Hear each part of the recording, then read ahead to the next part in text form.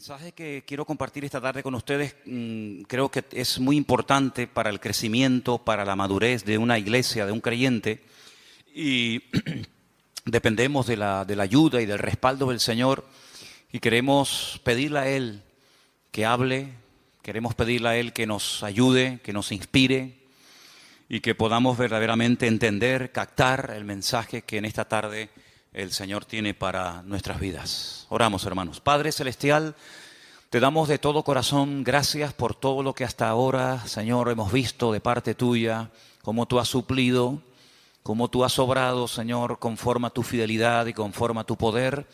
Y reconocemos que es tu gracia, que es el favor de Dios, el que permite que tu reino se extienda y tu obra se desarrolle y se multiplique y podamos llegar a otros lugares, Señor, donde hay tanta necesidad. Señor, queremos pedirte en esta tarde que tú bendigas esta enseñanza, este mensaje, y que no solamente los que están aquí puedan disfrutar y aprender, sino también después las cientos y miles de personas que lo estarán escuchando y viendo en diferentes lugares. Señor, nos consta que hay muchas personas, Dios mío, que escuchan tu palabra a través de los medios, de las redes sociales, y pedimos, Señor, que sea una enseñanza práctica, una enseñanza que nos ayude y nos capacite para poder vivir vidas victoriosas y vidas bendecidas conforme al plan y al diseño tuyo, Señor. Nos encomendamos a ti y pedimos que todo lo que a partir de ahora se hable y se comparta sea de gran bendición para todos y cada uno de nosotros. En el nombre bendito de nuestro Señor Jesús. Amén. Y amén. Yo les invito a que ya sin más demora vayamos al libro de Romanos, al capítulo 8. Romanos capítulo 8. Esta es la única carta que Pablo escribe a una iglesia que él no ha fundado. Todas las cartas que tenemos de Pablo en el Nuevo Testamento fueron después escritas a congregaciones que él las abrió personalmente. Cuando le escribe a los Corintios, las personas que van a recibir esta carta son sus hijos en el Señor espiritualmente hablando, o los tesalonicenses, o los colosenses, o los efesios, ¿verdad? También escribe cartas personales, por ejemplo, a Filemón, a Tito, a Timoteo. Pero esta es una carta que él escribe a una iglesia que él no ha establecido, que él no ha fundado. Pero evidentemente tenía un gran conocimiento de la membresía, porque si ustedes después con detenimiento y con tranquilidad en casa leen el último capítulo de Romanos, él da una lista enorme de nombres de personas a las cuales él saluda. Por lo tanto, aunque él no ha sido, por así decirlo, el padre, el fundador de la obra, es una iglesia que conoce perfectamente porque hay una lista, ya digo, enorme de hermanos a los cuales él saluda. Así que evidentemente había una relación muy directa con los hermanos que se congregaban en la ciudad imperial, la ciudad de Roma. Dicho esto, cuando ustedes lean en algún momento la carta a los romanos, yo les voy a pedir un favor. No la lean con prisa. No la lean así diciendo y terminé de leerla, sino que léanla tranquilamente, porque es una de las cartas más profundas del Nuevo Testamento. Junto con Gálatas y también con Efesios es una de las epístolas más profundas, porque los que la iban a recibir eran de origen judío, aunque vivían en Roma, y eran grandes conocedores de la Escritura, de las Escrituras del Antiguo Testamento, se supone. Por lo tanto, Pablo escribe en un nivel con una profundidad que a menos que los que iban a recibir la carta fueran expertos y conocedores de la Escritura, no iban a enterarse absolutamente de nada. Ahora, la carta está plagada de costumbres, la carta está plagada de las famosas leyes de Roma. Para poder entender muchas cosas que Pablo enseña y dice en la carta, hay que conocer bien la cultura del Imperio Romano. Cómo vivía esa gente, cómo pensaban, cómo reaccionaban, cómo eran algunas de las ceremonias que hacía, para que después podamos entender sobre todo el capítulo 8, que para mí es el corazón de la carta de Pablo. El capítulo 8 de Romanos es un capítulo increíble. Y hay dos palabras que aparecen continuamente en el capítulo 8. Una es la palabra carne y otra es la palabra espíritu. Con la primera no tenemos problema. porque más o menos sabemos a lo que se refiere Pablo cuando dice o cuando habla de la carne. Pero con la otra palabra hay un poco de problemas por una razón, y es que en nuestro idioma, ustedes lo van a ver continuamente en la Biblia, a veces la palabra espíritu aparece con mayúscula y a veces la misma palabra espíritu aparece con minúscula. Y bueno, parece ser que cuando se refiere al Espíritu de Dios, al mover de Dios, a la presencia del Señor, pues para diferenciarlo se pone espíritu con mayúscula. Y cuando habla del espíritu humano, pues se emplea la palabra minúscula. Pero esto es un poco complicado, porque en el texto original, bien en griego, el Nuevo Testamento, o en hebreo, el Antiguo Testamento, no existe este tema de mayúsculas y de minúsculas, no existe eso. Eso es algo que para nosotros es muy importante. No es lo mismo decir Señor, y ahí mencionamos al Señor Dios Todopoderoso, o cuando decimos Señor fulanito de tal, estamos utilizando la misma palabra, pero la connotación es muy diferente. Por eso ponemos mayúscula o minúscula. Pero repito, eso en el texto original no existe, sino que hay palabras específicas para saber a qué espíritu o a qué Señor se refiere el autor de la carta. Ahora, vamos a empezar con la primera palabra, la palabra carne. Dice en el versículo 1, estamos en Romanos 8, ¿verdad? Romanos 8:1. Ahora pues, ahora, es un hecho, tiempo presente. Ahora, ninguna condenación hay para los que están en Cristo Jesús. Coma. Y añade, los que no andan conforme a la carne, sino conforme al Espíritu. Si este matiz es muy importante. Ahora ninguna condenación hay para los que están en Cristo Jesús. Y a continuación da una característica de los que están supuestamente en Cristo Jesús.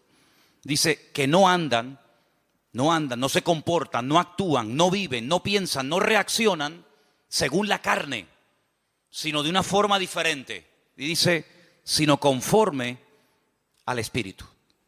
Las características de una persona que vive en la carne. Ahora explicaremos a qué se refiere Pablo cuando dice la carne. Y las características, la evidencia exterior de una persona que vive en el Espíritu es abismal. No tiene ni punto de comparación una cosa con otra. Por ejemplo, si ustedes prestaron atención a la lectura que se leyó hoy aquí, basada en Gálatas capítulo 5, el apóstol Pablo hace una tremenda diferencia entre las manifestaciones, las características, el estilo de vida de uno que vive en la carne a uno que vive en el Espíritu. Por ejemplo, él menciona más de 17, escuchen, más de 17 manifestaciones diferentes de una persona que puede vivir en la carne. Y ahí menciona adulterio, fornicación, orgías, borracheras, pleitos, celos, iras, contiendas, disensiones, etcétera, etcétera, etcétera. Ese es el estilo de vida de una persona que digamos que no es creyente, bíblicamente que está en la carne. Y después por otra parte dice, pero el fruto, lo que se manifiesta, lo que es notorio y palpable en la vida de un hombre o de una mujer que vive o que pretende y quiere vivir en el Espíritu es amor, gozo, paz, paciencia, benignidad, bondad, mansedumbre, fe, templanza, etcétera, etcétera. Entonces tú dices, oye, es que no tiene nada que ver las características de una persona que vive en el Espíritu a las características de una persona que vive en la carne. Las personas que viven en la carne generalmente son personas que no valoran el don, uno de los dones más grandes e importantes que tiene todo ser humano, y es el tiempo. El tiempo es un concepto que ha sido creado por Dios como regalo a la humanidad. Sabemos que Dios no se mueve en nuestro tiempo, es atemporal, es eterno. Pero el concepto tiempo, eso de minutos, segundos, horas, milenios, años, siglos, etcétera, eso es algo que tiene que ver con nuestras reglas de juego, es nuestro patrón de conducta. Es ahí donde nos movemos. Y ese es un regalo que Dios le ha dado a todo ser humano. Mira, el ateo más ateo del mundo, cuando se levanta por la mañana, tiene 24 horas. Y el creyente más santo y más consagrado al Señor tiene exactamente lo mismo, 24 horas. Y una persona que no quiere saber nada de Dios, que tiene un modelo, un diseño de vida totalmente antagónico, opuesto al de un creyente, tiene una semana de 7 días. Exactamente igual que la semana de 7 días que tiene un creyente. Luego, el concepto tiempo es un regalo universal. Los blancos, los negros, los ricos, los pobres, en todos los continentes de la tierra, el tiempo es igual para todo el mundo. Y una de las características de una persona que vive ajeno a la voluntad de Dios, ajeno al diseño de Dios, es decir, que vive en la carne, es que desperdicia el tiempo, no lo valora. Ahora, cuando Pablo le escribe a los que quieren vivir esforzándose en el Espíritu, dice, ojo, aprovechen bien el tiempo. Cuidado, porque el tiempo que pasa no se puede recuperar. Esa es una de las características del tiempo. Si ya no podemos volver al pasado, no existe máquina del tiempo, no hay regresión, no podemos volver atrás y decir, oye, ayer me quedaron por hacer esto, esto y esto. Amigo, pasó a la historia y nunca más ese tiempo, ese minuto, ese año volverá, nunca más. Es como las olas, cuando entran y rompen en la arena, esa ola desapareció, vendrá otra, pero esa ya desapareció. Exactamente es igual el tiempo, va transcurriendo. Y Santiago lo define como una especie de neblina. Dice que el tiempo, la vida, que está incluida en el factor tiempo, dice que es como neblina que pasa y cuando te das cuenta, se te fue la vida, amigo. Entonces, una de las características de las personas que viven en la carne es que desperdician el tiempo, no valoran el tiempo. Aparte de que viven en desorden, en desobediencia, dándole lugar a todo tipo de vanaglorias, de soberbias, de vicios, convirtiéndose queriendo o sin querer, consciente o inconscientemente, en esclavos, en dependientes de cosas o de personas. Y por eso después se llevan desilusiones y desengaños, personas que han puesto su fe y su confianza en otras personas o en instituciones, ¿verdad? Y se llevan un desengaño porque las personas que viven en la carne, al no esperar en Dios, sino al esperar en el hombre, pues la Biblia dice, cuidado con confiar en el hombre, porque te puede llevar tremendas desilusiones. ¿Cuántos dicen amén? Ahora, Pablo emplea la palabra carne en un sentido general. Después vamos a ver cómo él intenta utilizar esa palabra para hablar de otros conceptos. Pero en primer lugar vamos a ver la palabra carne como palabra en sentido general. Algunos versículos de Romanos, ¿les parece? Romanos 2, versículo 28. Romanos 2, verso 28. Vamos a escuchar este primer texto, por favor.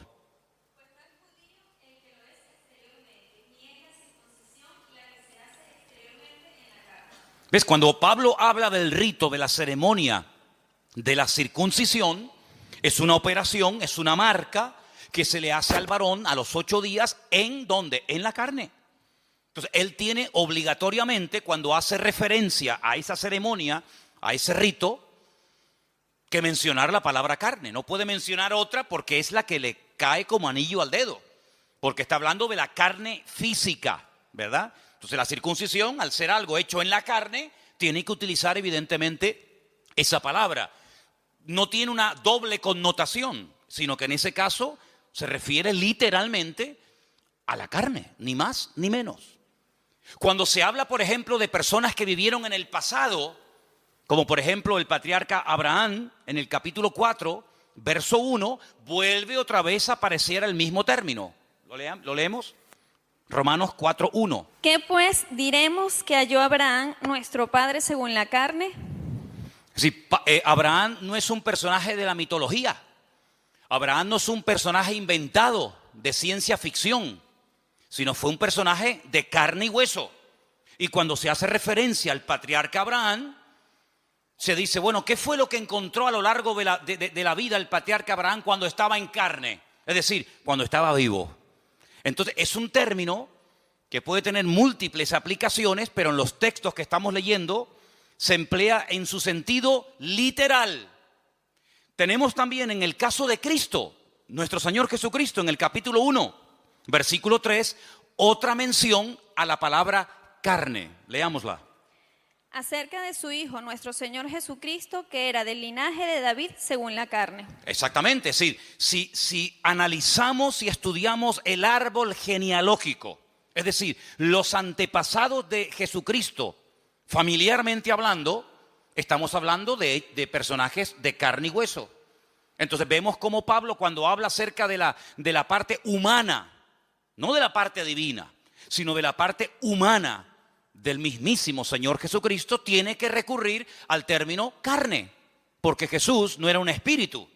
Jesús no era una visión que se presentaba y se desvanecía, sino que era una persona que tenía brazos, que comía, que sudaba, que se cansaba, que necesitaba caminar para trasladarse de un lugar a otro porque vivió en carne. Y Pablo utiliza esa palabra sin ninguna doble intención, sino con la connotación literal de dicha palabra. Ahora bien, Pablo también utiliza el concepto o la palabra carne haciendo referencia a nuestra antigua vida, es decir, a lo que éramos antes de conocer al Señor. Y ahora vamos a ver cómo el término pasa de su literalidad más rotunda y absoluta a un término que hace referencia a un patrón de conducta, a un estilo de vida que nos caracterizó durante años hasta que llegamos al conocimiento de la verdad. Comenzamos con Romanos 7, versículo 5. Ahora la palabra carne ya tiene otra connotación. Escuchen el texto. Porque mientras estábamos en la carne, las pasiones pecaminosas que eran por la ley obraban en nuestros miembros, llevando frutos para muerte. Cuando estábamos en la carne, pero Pablo, cuando tú estás escribiendo la carta a los romanos, ¿qué estás en el espíritu? Ya no existe la figura, el personaje de Pablo, sí. Pero cuando él está hablando acerca de nuestra antigua vida sin Cristo, dice cuando vivíamos en la carne, ya es otra connotación diferente. ¿Me explico? Romanos 8:4, otra vez refuerza el término. Para que la justicia de la ley se cumpliese en nosotros, que no andando conforme a la carne, sino conforme al Espíritu. Ahora hay una vida nueva en Cristo. Ahora hemos, como dice otro texto de la Escritura, pasado de muerte a vida. Y ahora la vida de un creyente no es seguir viviendo en la carne, sino vivir en el Espíritu. Ahora la palabra carne toma otra connotación. Hace referencia a lo que éramos antes cuando estábamos, como dice él, en nuestros delitos y pecados, sirviéndonos a nosotros mismos en vez de servir al Señor. Romanos 8:8. Y los que viven según la carne no pueden agradar a Dios. ¿Ve? Los que viven según la carne, los que viven opuestos a los designios y a los propósitos y objetivos de nuestro Dios, no pueden bajo ningún concepto agradar a Dios. Luego, el vivir en la carne significa vivir en un estado de desobediencia, de rebeldía, de oposición a Dios. También el versículo 9 hace referencia a esto que estamos hablando. Romanos 8:9. Mas vosotros no vivís según la carne, sino según el Espíritu, si es que el Espíritu de Dios mora en vosotros. Y si alguno no tiene el Espíritu de Cristo, no es de él. Es decir, la vida que ustedes viven ahora no la pueden seguir viviendo en la carne. No la pueden seguir viviendo con las características que identifican a un no creyente. Porque si ustedes son verdaderamente hijos de Dios, el Espíritu de Dios ahora está dentro de vuestras vidas y ese Espíritu os impulsa por otros derroteros a hablar de una forma diferente, a comportarte de una forma diferente, porque ahora ya no eres dominado por el ego, dominado por tus pasiones, por tus apetitos y por tus vanaglorias y tus concupiscencias, sino que ahora eres guiado por el Espíritu Santo de nuestro Dios. Y dice que una persona puede reconocer si es o no es un hijo de Dios por la forma como vive. Eso es lo que el Señor dijo, dicho en otras palabras, por sus frutos los conoceréis. Dice el Señor en Romanos 8 que los que son de Cristo son guiados por el Espíritu que guió a Cristo. Y los que no son guiados por el Espíritu de Cristo, por el Espíritu Santo, no son hijos de Dios. Aunque ellos crean que lo son. Aunque ellos se autoproclamen hijos de Dios. Porque luego hay un concepto tremendamente profundo e interesante, del cual hablaremos también esta tarde, y es el término adopción. Porque claro, hoy en día La palabra adopción tiene otras connotaciones completamente diferentes a lo que significaba ser adoptado hace 2000 años. Pero de eso hablaremos un poco más adelante. Romanos 8:12, un texto más.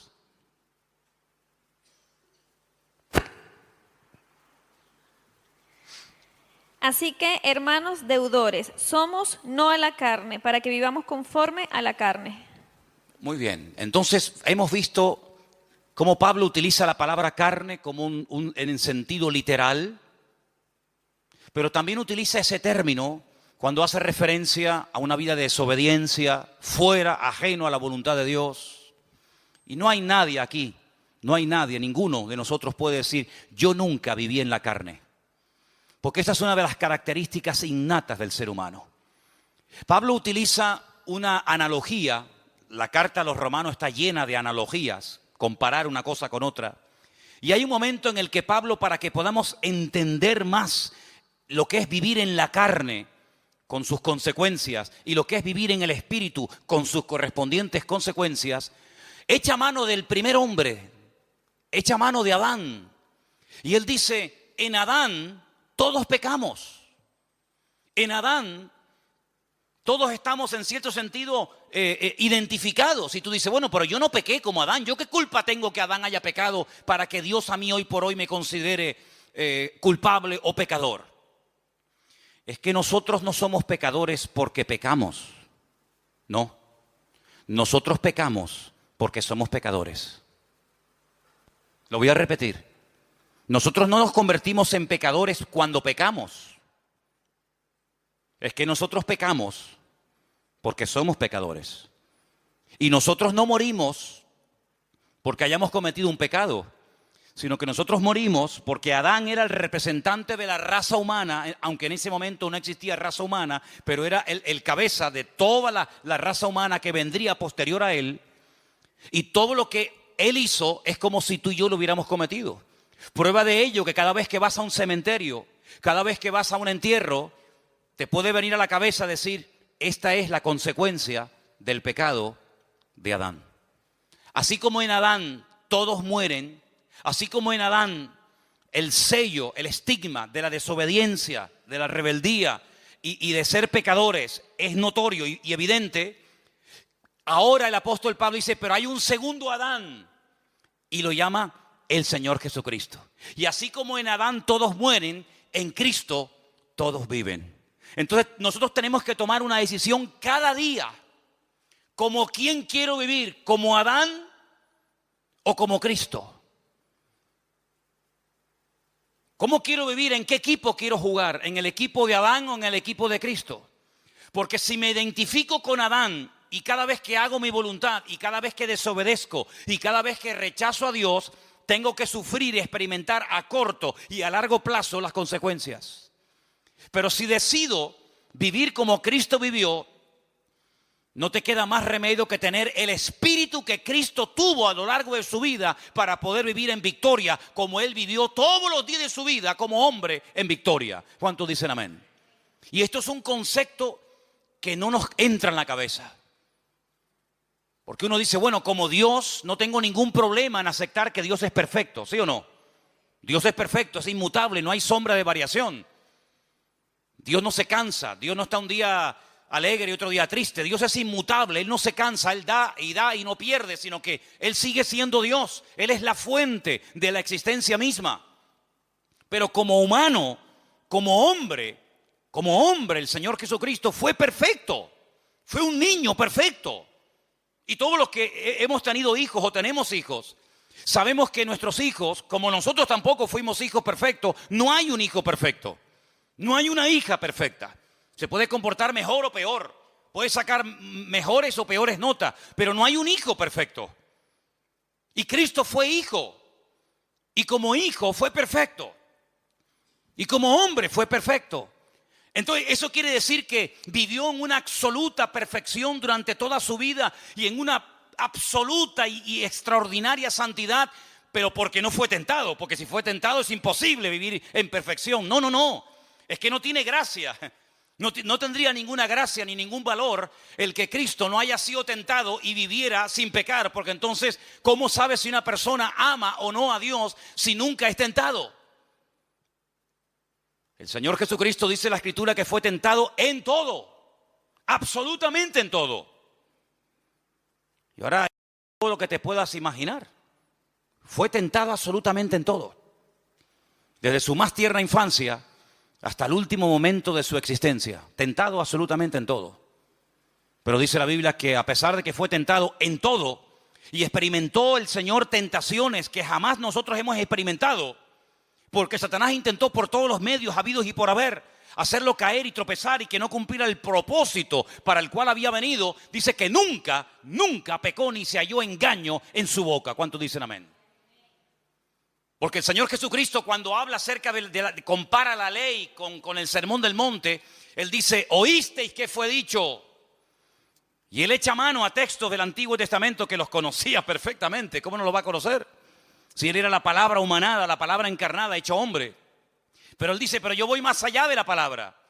Porque vosotros condenáis y castigáis al que comete el acto. Pero yo voy más allá del acto. El que lo desea y el que lo hace en su mente sin haber llegado al acto en sí mismo, igualmente está pecando. Es decir, que una persona puede estar pecando sin moverse de la silla. Una persona sin salir de su casa puede estar pecando. Porque no solamente es el acto en sí, sino que el Señor dice, hasta con la mente podemos llegar a pecar, ¿sí o no? No solamente con el cuerpo, sino que con la mente podemos estar ahora mismo pecando. Es decir que no es que Cristo no lo pillaron nunca infragante y cometiendo un pecado y por lo tanto pueden decir fue perfecto, pero luego en su mente era terrible. No, es que ni siquiera en la mente nuestro Señor Jesucristo pecó. Y eso es un concepto que a nosotros se nos escapa porque decimos perfección, vivir en la perfección durante 33 años de su vida, siendo presionado y teniéndolo todo en contra, pues eso es lo que dice la Biblia, que Jesús nunca pecó. Es el hombre perfecto. Y cuando tú ves, por ejemplo, los evangelios, y no me voy del tema, pero cuando ves los evangelios, tú ves que son diferentes exposiciones, diferentes formas de presentar una vida tan rica y tan amplia como la del Señor Jesucristo. Por ejemplo, Mateo lo presenta como el Mesías, el que estaba profetizado en las Escrituras y las cumplió. Pero Marcos lo presenta como un siervo perfecto, obediente, sumiso. ¿Por qué? Porque los destinatarios del Evangelio de Marcos eran los romanos. Y en la mentalidad de los romanos estaba el tema de la esclavitud y todo esto. Pero cuando, por ejemplo, Juan lo presenta no como el Mesías, sino lo presenta mucho más amplio, de 7 formas diferentes, como la luz del mundo, como el verbo hecho carne, como el pan de vida, como el camino, la verdad y la vida, la vid verdadera, etcétera, etcétera, etcétera. Pero cuando Lucas, que le escribe a un griego, Teófilo, el amado de Dios, a él le escribe a un griego. Los griegos, la filosofía, la concepción de vida de un griego no era la de un romano. Tú coges a un romano y coges a un griego y sí, son 2 seres humanos, pero son totalmente diferentes. Es como si coges a un japonés y a un colombiano. Son 2 seres humanos, pero la mentalidad japonesa no es la mentalidad de un colombiano, de un venezolano, de un latino, de un español. No, para nada. Son 2 cosas completamente diferentes. La mentalidad de un griego es completamente distinta, diferente a la mentalidad de un romano. El griego busca la perfección de carácter. El griego busca la perfección en lo físico. El griego es hedonista. El griego es vanaglorioso. El griego se cuida el cuerpo. El griego es una persona exquisita en todo lo que hace. El romano es salvaje. El romano no tiene escrúpulos. El romano es avasallador. El romano no tiene educación. No es diplomático. El romano es mente de imperialista. Mente de que aquí mando yo y tú te callas. Y si te tengo que matar, te mato y punto. El griego más refinado. Es igual de malo, pero más refinado, ¿no? Es un veneno, pero en vez de saber a veneno, sabe a miel. Te está envenenando con veneno, pero como sabe a miel, uy, qué rico, dame un poquito más. Así es el griego. Entonces, como él le va a escribir a un griego, él dice, te voy a hablar de un hombre perfecto. Y claro, Teófilo dice, un hombre perfecto, si Platón no fue perfecto, ni Aristóteles, ni Séneca. ¿De quién me estás hablando? ¿De quién me estás hablando? De Jesucristo. el Hijo de Dios, y lo presenta como el hombre perfecto. Así que Cristo nunca vivió en la carne, ni siquiera cuando dormía su subconsciente le traicionaba, jamás.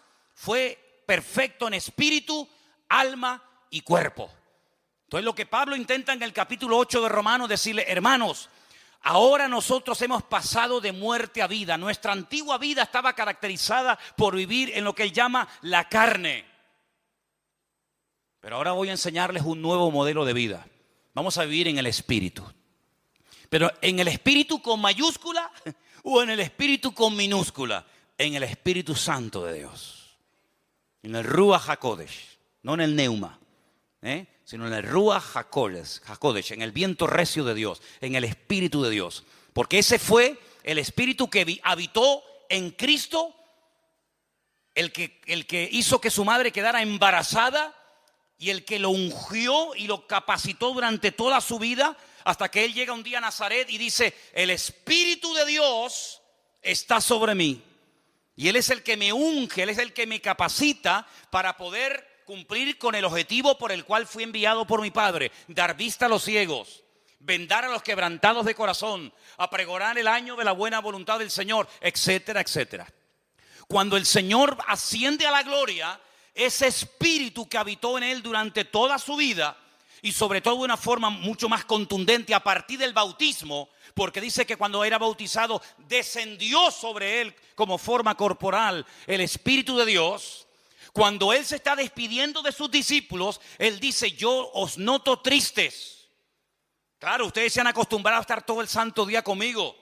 Y cada vez que hay un problema, cada vez que hay una situación difícil que solucionar, ustedes siempre recurren a mí. Pero ahora ustedes se sienten como solos y con temor, porque les acabo de decir que me voy a ir, pero tengo una buena nueva que compartirles. Y es que me voy, pero no os dejaré huérfanos, sino que estaré con vosotros para siempre.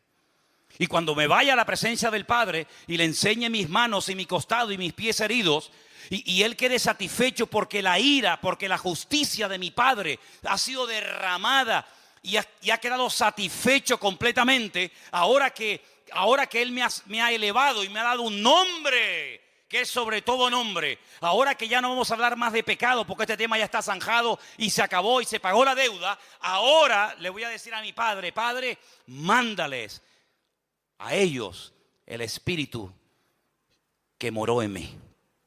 Así que no os dejaré huérfanos. Rogaré al Padre para que os envíe al Consolador, para que esté con vosotros para siempre. Y escuchen: Él tomará de lo mío y os lo hará saber. Él os recordará todas las cosas que yo os he enseñado. Y no solamente hará cosas maravillosas en vosotros, que os dirá cosas que van a acontecer en el futuro para que estéis preparados, sino que Él irá delante de vosotros, y cuando prediquéis mi palabra, Él será el que convencerá al pecador de pecado, de justicia y de juicio. Y así da una enseñanza tremenda en el Evangelio según San Juan acerca de las funciones o características, el impacto del Espíritu Santo a través de la vida de los discípulos, a través de la vida de los creyentes. Y por eso Pablo, que es consciente de esto, dice: cuando una persona es guiada por el Espíritu de Dios, esa persona es de Dios. Pero cuando una persona lo oyes hablar y miras cómo vive y cómo se comporta y cómo reacciona y cuál es su estilo de vida, tú puedes darte cuenta de que no está siendo guiado por el Espíritu de Dios, porque no le importa para nada ese tema, sino que está viviendo en la carne, totalmente opuesta a la voluntad y el propósito de Dios para su vida. Y Pablo dice, escuchen bien esto, lo dice en Romanos 8: si el Espíritu de aquel que levantó a Cristo de los muertos mora en vosotros, también vivificará vuestros cuerpos mortales por su Espíritu que ahora mora en vosotros. Es decir, cuando Cristo está en la cruz, hay momentos en los que Él habla, momentos en los que Él expresa necesidades físicas, momentos en los que Él ora, momentos en los que Él pide cosas. Pero hay un momento en el que Él dice: Padre, en tus manos encomiendo mi espíritu. Y entrega el Espíritu al Padre.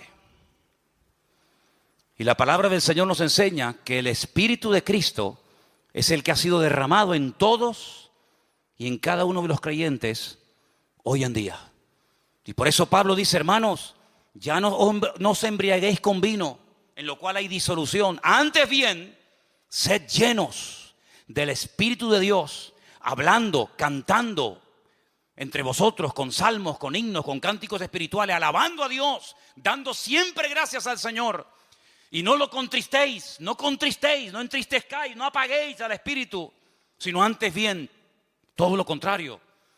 Y termina el libro, termina las Sagradas Escrituras diciendo, por si no ha quedado claro todo lo que ha dicho Pablo, Santiago, Mateo, Marcos, Lucas, Juan, etcétera, el que tiene oídos para oír, que oiga lo que el Espíritu todavía le tiene que comunicar a la iglesia. ¿Cuántos dicen amén?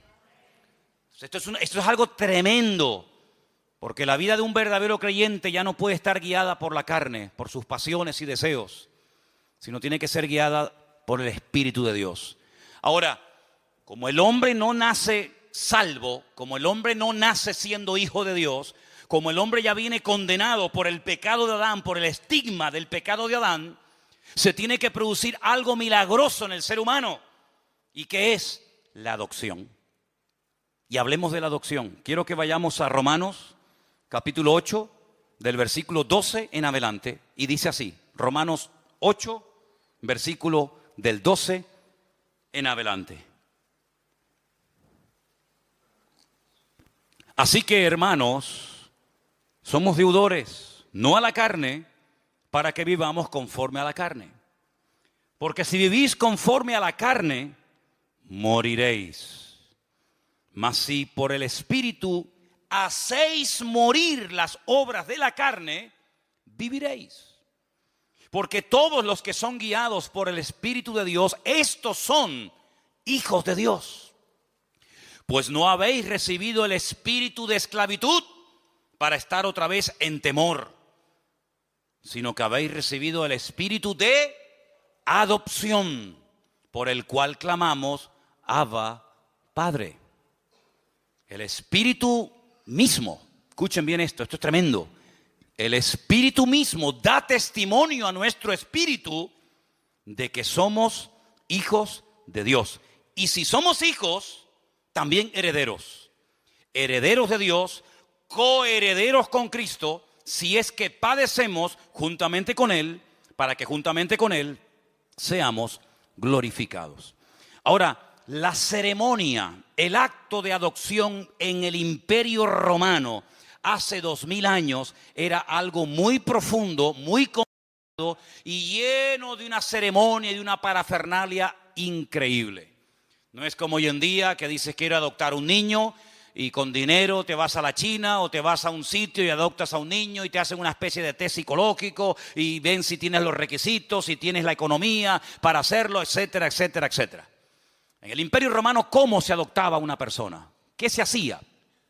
Primeramente, había dos procesos. La palabra es mancipatio, la primera etapa de la adopción, y la segunda es vindicatio. Se cogían monedas, una balanza y 7 testigos, y se iba a la autoridad correspondiente. Y lo que se hacía era como que se ponía a la venta a un hijo, a una persona. Entonces se decía, vendo a fulanito de tal. La persona con esas monedas las pesaba en la balanza y lo compraba. Volvía a ser exactamente la misma ceremonia en ese momento o en otro momento o lugar. Lo ponía a la venta, lo subastaba. Y llegaba un momento en el que él pujaba otra vez y lo volvía a comprar. Pero la ceremonia, el acto más importante de la ceremonia era cuando se ponía a la venta a la persona y la persona que tenía capacidad para comprarla no pujaba y no lo compraba. Y si no lo compraba, la persona que lo ofrecía, automáticamente se rompía todo vínculo legal, la patria potestad sobre dicha persona, y el que lo comprara pasaba automáticamente a ser el padre, a adoptar a esa persona como uno de sus hijos. Estos 7 testigos, en el caso de que muriera el que había hecho la venta y el que había hecho la compra, estarían siempre preparados para presentarse ante las autoridades pertinentes de la época para decir, no, yo fui testigo de que este hombre vendió el día tal en tal lugar a fulanito de tal y esta persona pujó por él y lo compró por tal cantidad. Y entonces, ¿qué ocurría a partir del momento en el que una persona adoptaba, compraba? Porque la adopción no era por sentimiento, sino que había que dar un precio muy elevado para poder comprarlo. A partir de ese momento, todos los derechos y obligaciones que tenía el que había sido adoptado con su antigua familia o con la persona que lo había vendido quedaban automáticamente anulados. Tú no tienes ya absolutamente nada que ver con este hombre que te vendió y que ya no tiene ninguna autoridad sobre tu vida. Segundo, si tú tenías deudas contraídas cuando eras hijo o cuando eras propiedad de ese hombre, en el momento en el que eres adoptado, todo tu pasado queda totalmente cancelado, todas tus deudas anuladas, y a partir de este momento comienzas a formar parte de otra familia con todos sus derechos y todas tus deudas del pasado quedan anuladas. Y a partir de este momento legalmente eres considerado heredero legítimo de ese hombre que te ha adoptado como padre o te ha comprado para él. Y finalmente, si ese hombre que lo había comprado o adoptado tenía más hijos, estos hijos legítimos, nacidos de su esposa, no podían en ningún momento anular el acto de adopción que previamente se había establecido. Conociendo la ley romana, conociendo todo este proceso y toda esta parafernalia de la adopción, el apóstol Pablo dice, nosotros pertenecíamos a un dueño terrible que nos tenía la vida amargada. Éramos esclavos del pecado. Pero no mires el pecado como el problema. El problema no solamente era el pecado. El problema era el que estaba detrás de los pecados. Y era nada más y nada menos que el príncipe de las tinieblas, Satanás mismo. Él era nuestro dueño, el que controlaba nuestra vida, el que dirigía nuestras emociones y sentimientos, el que hurtaba, mataba y destruía nuestra vida en momentos puntuales, en unas ocasiones más y en otras ocasiones menos. Y llegó un momento en el que alguien pujó por nosotros. Llegó un momento en el que alguien nos quiso comprar. Y nos compró a precio de sangre. Su propia sangre.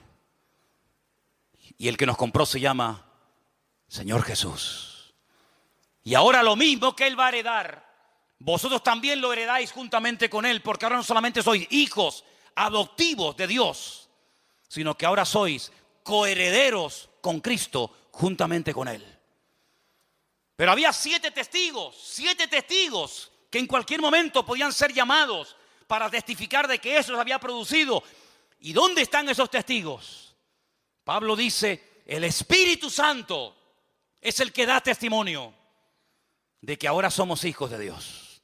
Es decir, la misma presencia del Señor está dentro de nosotros, no solo con nosotros, sino en nosotros, y da testimonio a nuestro espíritu que lo que se ha producido no es un cambio pasajero y un cambio simplemente de imagen, sino un cambio en el mundo espiritual. Hemos pasado en fracción de segundo de muerte a vida. Y por eso cuando hablamos de la conversión es algo tan profundo. Conversión, convertido a Cristo, es mucho más. De hecho, no tiene nada que ver con venir aquí o no venir aquí. Hay gente que puede estar viniendo aquí y no son salvos.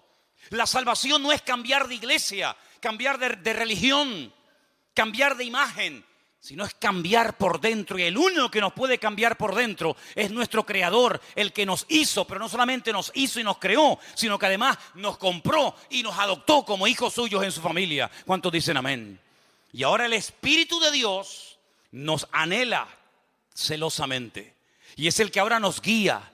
Es el que dice la Biblia en Lucas 12:12, Él os enseñará en la misma hora lo que debéis decir. No os preocupéis, vivan relajados y tranquilos, porque el Espíritu os guiará a toda la verdad, porque no hablará por su propia lengua, por su propia boca, sino que tomará de lo mío y me glorificará a mí. ¿Cuánto dicen el Señor? ¿Cuánto dicen amén al Señor?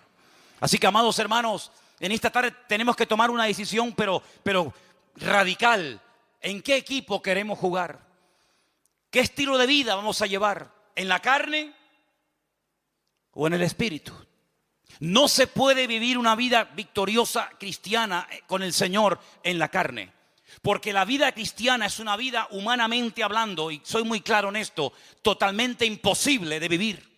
Porque la vida cristiana es sinónimo de querer vivir, de querer o de pretender vivir según la vida que Cristo vivió. ¿Qué es la vida cristiana? Vivir como Cristo vivió. ¿Y quién es capaz de vivir como Cristo vivió? Sin pecar nunca, sin desear nada malo, sin tener nada malo en el corazón, sin tener tendencia al pecado, sin mirar lo que no hay que mirar, sin desear. Es imposible, porque somos carne y hueso, decía el patriarca Abraham, soy polvo y ceniza.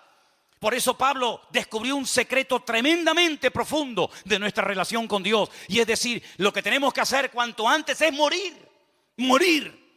Porque un muerto no crea problemas. Los que crean problemas son los vivos. Los muertos no dan problema. El muerto al hoyo y el vivo al bollo.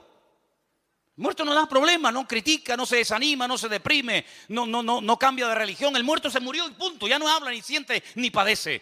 Y por eso Pablo dice, ya no quiero vivir más yo, sino ahora quiero que mi estuche llamado cuerpo, llamado carne en el sentido literal, sea el medio por el cual el Espíritu de Dios que ahora mora en mí nos lleve a hacer y ejecutar todos los días de nuestra vida la voluntad de nuestro Dios. ¿Cuántos dicen amén? Eso es lo que Pablo intenta explicar en Romanos 8. La vida en la carne es así. Si quieres escoger ese camino, las consecuencias van a ser esta y esta. Y la estación final, saben que cuando uno va en metro o cuando va, generalmente en metro o en tren, cada estación tiene un nombre. La estación final de la vida se llama la muerte. Y por eso ha habido intentos, el hombre ha hecho intentos por tratar de corregir el rumbo de la naturaleza humana. Y algunos dijeron a lo largo de la historia de la humanidad, cuando la humanidad sea culta, cuando todo el mundo sepa leer y escribir y tenga un alto nivel de cultura y de preparación y de conocimiento, ya no habrá odios, ni guerras, ni venganzas, ni muertes, sino que el hombre que sea culto y el hombre que tenga un nivel intelectual alucinante, pues se dará cuenta de que en la guerra nadie gana, sino que todos pierden. No me digan.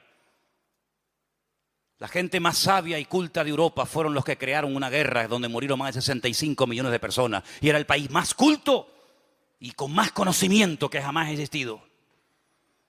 Así que se demostró que no es el conocimiento ni el saber lo que hace que el hombre no peque. Entonces otro dijo, no era ese el camino. El camino es que todos sean iguales.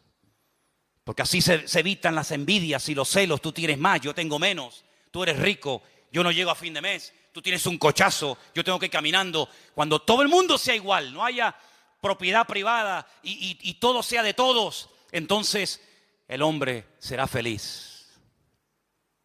Ya. Vamos a intentarlo.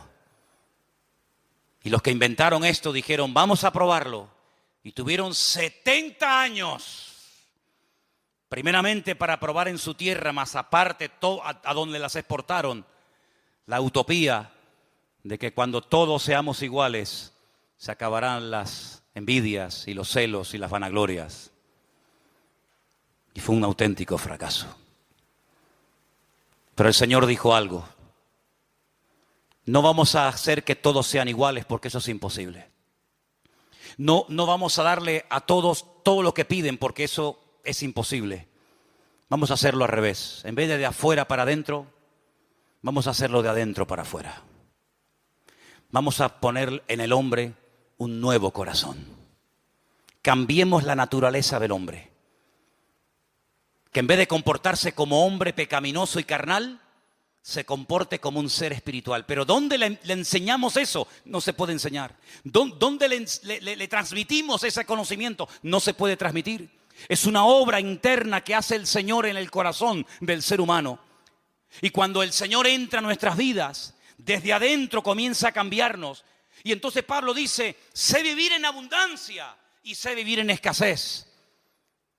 Porque todo lo puedo en Cristo que me fortalece. Ya no me importa si tengo o no tengo. Ya no me importa si me aman o me odian. Ya no me importa si soy aplaudido y venerado o soy criticado y calumniado y perseguido. No, ya no me importa eso.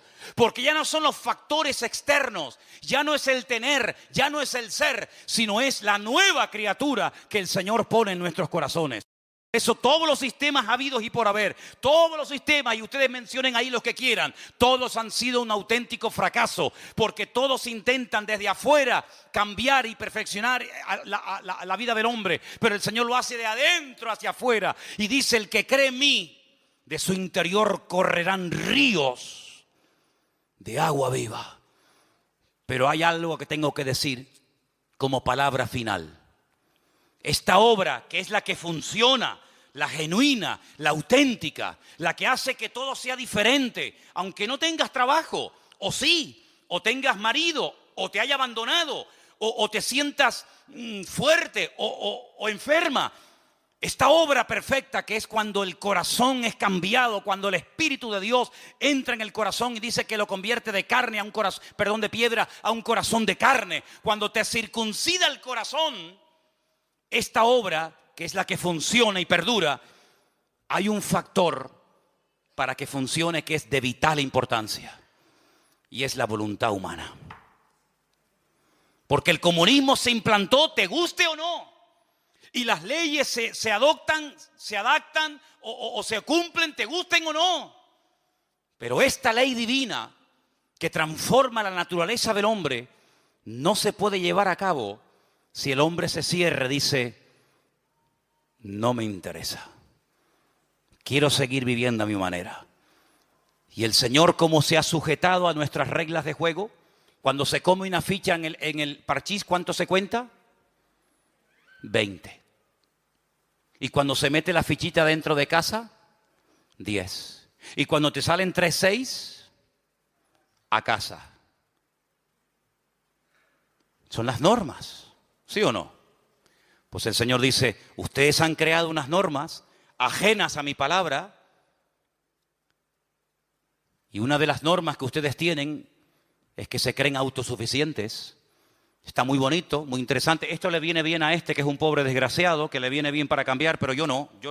Yo nunca he sido drogadicta, yo nunca he sido mala persona, yo he sido una buena madre, yo soy un buen padre, una persona trabajadora, yo he sido siempre una persona honrada, yo. Yo a ti, sinceramente, no te necesito para nada. Tú, si quieres ayuda a toda esta maraña de desgraciados y de enfermos y de tarados y de no sé qué, pero yo no, porque yo soy la reina del mambo, el tapón del océano. Y cuando una persona llega a ese nivel de vida y hablar así, ha llegado a una ceguera tan tremenda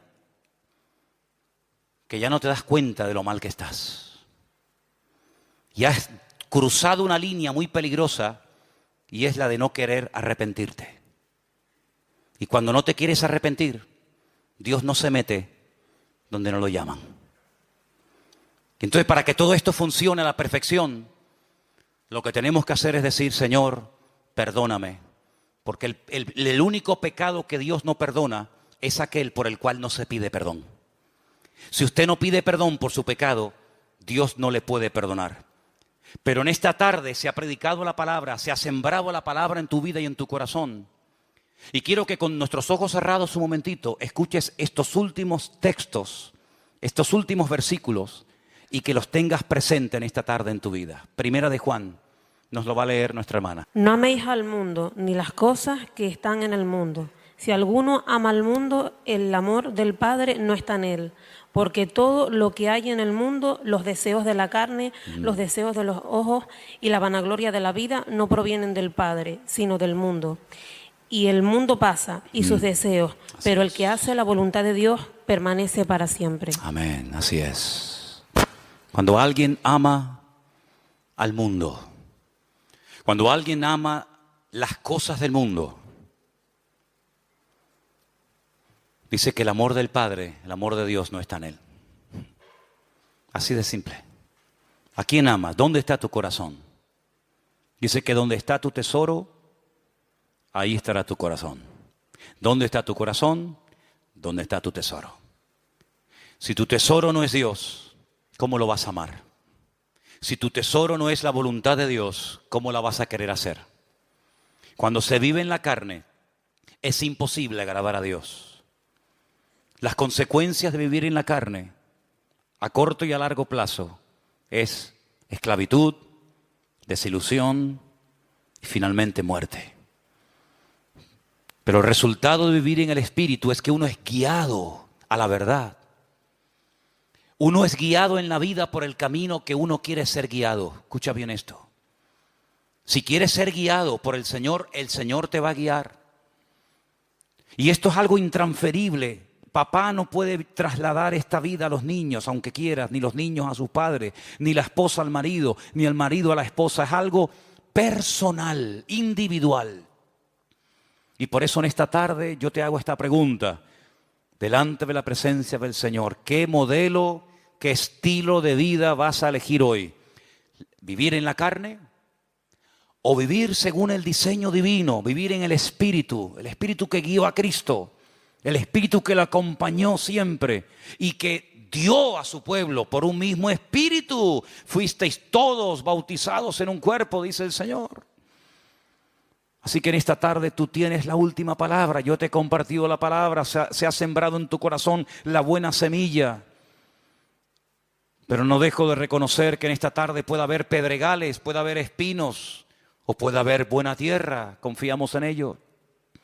¿Qué vas a hacer con la palabra oída?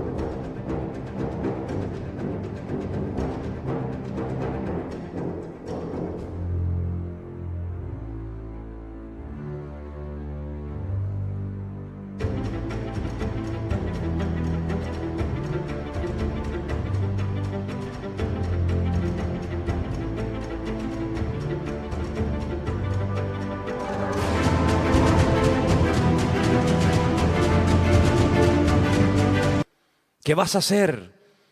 ¿Qué vas a hacer? ¿Qué camino vas a escoger? ¿Vivir en tu ego, en tu yo, en tu carne? ¿O decir, Señor, enséñame? ¿Qué tengo que hacer, Señor? En esta tarde te damos muchas gracias por tu palabra, que es viva, es eficaz. Siempre habla, siempre ministra, siempre toca.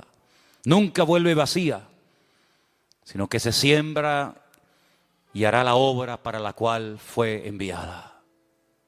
Señor, confiamos de que sea hoy tu Espíritu Santo el que convenza los corazones.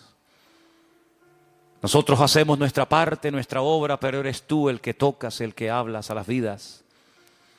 Y yo te pido, Señor, que no haya reacciones basadas en sentimientos o en emociones, sino única y exclusivamente porque están respondiendo al llamado del Señor. Si en esta tarde tú estás aquí y quieres vivir conforme al Espíritu de Dios, haciendo su voluntad, díselo a Él, díselo. Yo quiero vivir conforme a tu voluntad, Señor. ¿Te das cuenta cómo uno puede vivir de una manera u otra? Tú decides, ser humano, criatura de Dios, tú decides. Yo te animo a que en esta tarde tú le digas al Señor, aleluya, que tú le digas al Señor en esta tarde, yo quiero vivir guiado por tu Espíritu Santo. Estemos orando, hermanos, estemos orando, por favor, en el día de hoy. Aleluya. Gloria a Dios. Prepárame la guitarra, por favor. Esta tarde, ahí donde estás, oh Señor, ministranos, Señor.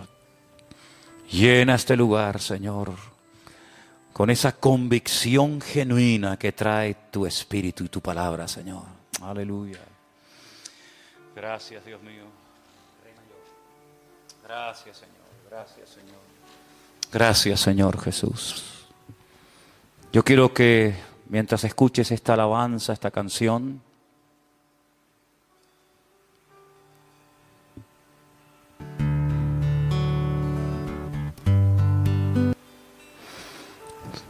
tú estés dejándote tratar por la presencia del Señor.